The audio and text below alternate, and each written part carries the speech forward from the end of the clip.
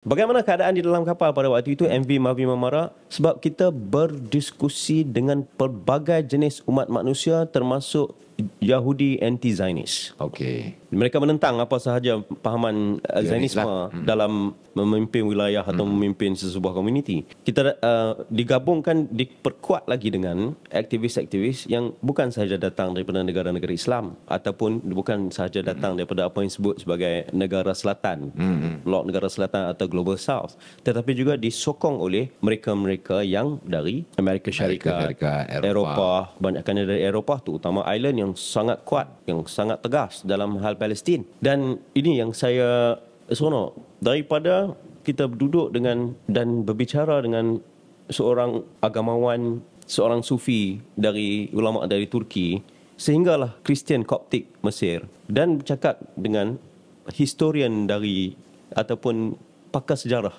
dari Greece dan member of parliament dari pelbagai negara termasuk Israel sendiri yang berada di atas kapal Mavi Marmara.